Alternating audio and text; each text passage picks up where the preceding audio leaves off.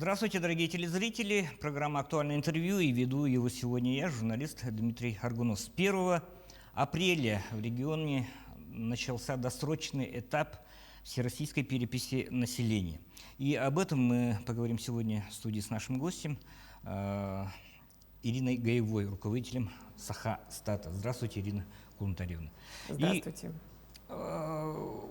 Когда и в какие сроки будет проходить перепись населения? Да, для переписи населения 2020 года уже определен, из-за пандемии уже определен третий срок. Изначально перепись планировалась провести в октябре 2020 года, потом из-за известных ситуаций с пандемией перепись была перенесена на апрель 2021 года. И еще раз принято решение еще раз перенести перепись, основной период переписи на сентябрь 2021 года. Но это я говорю об основном периоде переписи. Традиционно каждую перепись учитываются условия отдаленных и труднодоступных территориях, учитываются периоды, когда оптимально можно до каждого населенного пункта добраться. Поэтому у нас на территории Республики Саха-Якутия первые 15 районов начнут перепись, начали перепись уже с 1 апреля 2021 года. А субъекты переписи, кто будет принимать участие в переписи? Переписи подлежит все постоянное население Российской Федерации, республики, района, населенного пункта. Как мы определяем, кто такие постоянные граждане, постоянные жители? Постоянные жители – это те, кто проживает на территории нашей республики, скажем, 12 месяцев и более. Даже временно отсутствующие граждане, например, уехали в отпуск, в командировку, но постоянно проживающие у нас, они будут переписаны на территории нашей республики, в том населенном пункте, где они постоянно проживают. А, например, или студенты, или военнослужащие, они должны пройти перепись и будут проходить перепись там, где они находятся большую часть времени. То есть студенты там, где они учатся, военнослужащие там, где они проходят срочную службу. Есть ли у граждан право не участвовать в переписи? Конечно, законодательно не предусмотрена ответственность за уклонение от переписи, и никто не может и не вправе заставить гражданина обязательно принять участие в переписи или ответить на все вопросы. Право такое есть, но надо хорошо подумать, а зачем этим правом пользоваться?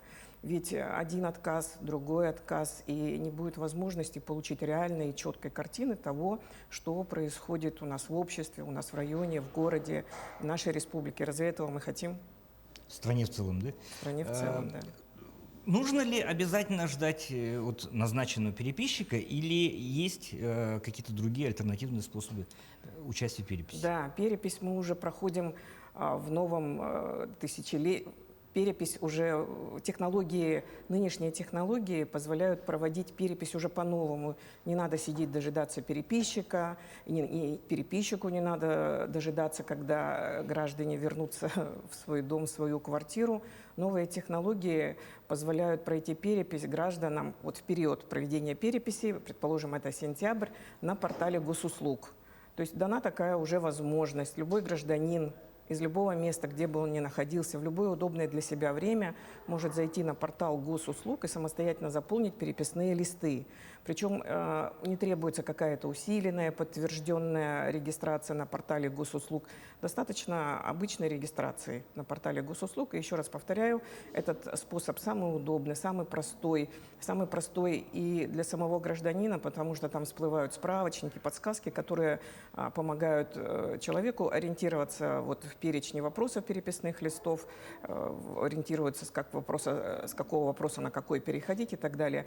А для статистиков получение данных переписи именно через портал госуслуг заполнением таких электронных версий, оно, конечно, обеспечивает уже более высокое качество получения этой первичной переписной информации. А вопросник вы упомянули. Какие вопросы и о чем будут задавать во время переписи? Да. Нынешний переписной лист содержит 33 вопроса, это для постоянных граждан. Вопросы от переписи к переписи меняются, но основной перечень вопросов, он остается неизменным для того, чтобы можно было сравнить, как из десятилетия в десятилетие меняется наше общество. Неизменными остаются такие вопросы, как пол, возраст, образование, национальность, родной язык, жилищные условия. и ряд других вопросов. Но в то же время жизнь у нас меняется, у нас появляется то, чего не было, предположим, в 2010 году или 2002 году, поэтому появляются уточняющие вопросы. Например, к вопросу источники средств существования появляются такие уточняющие вопросы. За счет чего они складываются? За счет трудовой деятельности или за счет стипендий, пособий, пенсий? Или, может, вы отнесены к числу самозанятых, и это является вашим основным источником доходов? Еще новые дополнительные такие вопросы позволяют определить такое понятие, как трудовая миграция. То есть человек работает в одном месте, а проживает в другом месте. Нет никакой информации сейчас, чтобы можно было вот это явление оценить, объем этих явлений. А вот как раз перепись это сможет показать тоже. Обязательно ли вот на весь перечень вопросов отвечать, или можно какую-то часть пропустить? Да, как мы уже вот возвращаюсь к тому же вопросу, обязательно ли участвовать. Конечно, гражданин может отказаться отвечать на какие-то вопросы, и никто не вправе, еще раз повторю, переписчик никак не вправе его заставить. И гражданин, главное, не должен объяснять, почему он не хочет. Но надо подумать, что отказ все-таки не позволит, отказ от ответов не позволит получить потом полную и такую качественную информацию, четкую информацию мы уже не получим, если один отказ, другой отказ. Вот сейчас очень щепетильно же относятся к вопросу персональных данных и так далее. Вообще органы статистики имеют ли какой-то список запрещенных вопросов? То есть о чем не спросят во время переписи? О чем не спросят во время переписи, это не относится к персональным данным, это относится как раз вот когда составлялись вопросы, как раз были исключены такие, которые могли бы у человека вызвать негативные отношения или породить отказ от этих вопросов. Например, в переписном бланке нет такого вопроса: а сколько вы получаете, а сколько вы зарабатываете? Такого вопроса нет. Вот это сделано специально и осознанно. Поэтому есть такой вопрос. Ваши доходы складываются, вот я уже говорила, от трудовой деятельности или от каких-то других там условий. И этого, в принципе, государству достаточно, чтобы понять, из чего складываются доходы населения. Сколько вы получаете, где вы работаете, на какой должности. Таких вопросов нет. А вообще к персональным данным, вообще надо, вот возвращаюсь к началу вашего вопроса по поводу персональных данных. Персональные данные в переписном листе даже не предусмотрены. Никто не спрашивает фамилии, имя, отчество, и ни в коем случае переписчик не будет просить: а покажите свой паспорт, это точно вы, а точно ли вы там женаты или замужем.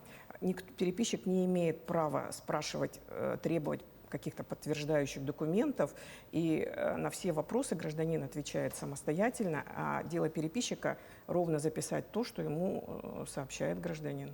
У меня вот лично есть опыт участия в переписи в качестве переписчика. Да? Сколько вообще человек будет задействован в качестве переписчиков в этой кампании? Да, вот на весь период переписи в нашей республике будет задействовано порядка 3000 человек. Это и уполномоченные, которые работают долгий период, они начали работать с прошлого года. Это контролеры, это переписчики счетных участков, которые вот будут ходить по адресам, переписчики стационарных участков, которые будут, наоборот, размещаться, например, в многофункциональных центрах, в здании Почты России, куда, наоборот, граждане, к которым могут прийти, если им так удобно. Вот будут у нас еще и переводчики, будут у нас еще проводники, и всего будет порядка 3000 человек задействовано в целом в переписи. А вот если про апрельский период, вот сейчас у нас стартует 15 районов, тут будет задействовано 235 человек переписного персонала. Угу. А как человеку, гражданину узнать, что пришел именно переписчик, а не какой-нибудь мошенник? А не мошенник, да. Ну, переписчики у нас обеспечены жилетами, на которых эмблема переписи. У них будут шарфы, но учитывая, что у нас еще перепись в ряде районов будет и в июле месяце, то шарфа наверняка не будет. А также у переписчика будет портфель и вся его другая, вот все, что он использует, оно с эмблемой переписи. Это раз. Второе. Каждый переписчик обеспечен и носит с собой удостоверение с указанием фамилии, имя, отчества, и гражданин вправе попросить паспорт, чтобы убедиться: да, это передо мной переписчик, и я ему готов отвечать на вопросы.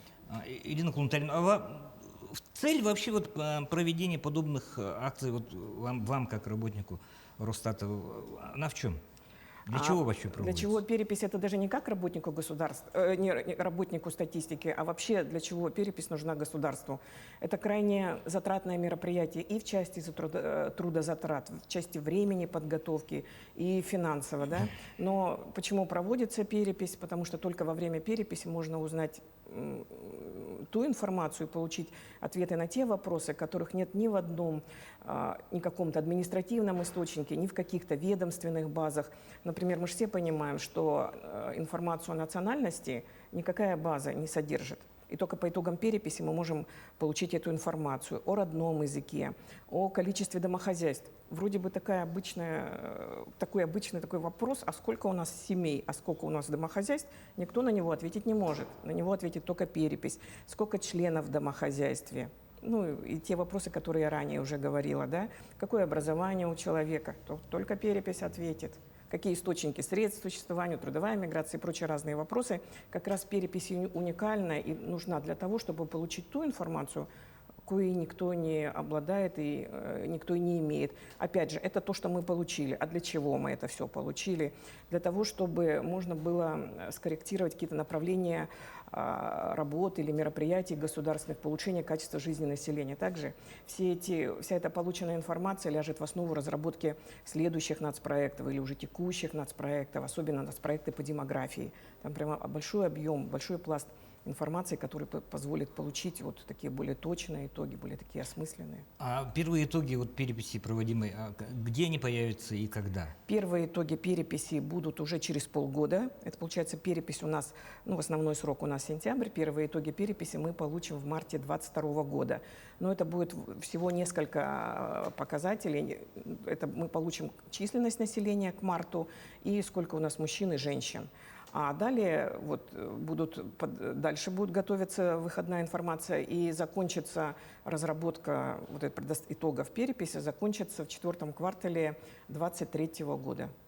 Информация в открытом доступе будет находиться, будет находиться однозначно на сайте Саха-Якутия-стата, на сайте Росстата, ну и вообще будет находиться в открытом доступе. Вы сказали, что это очень затратное мероприятие, но помимо, скажем так, материальных затрат, еще и затрачивается время.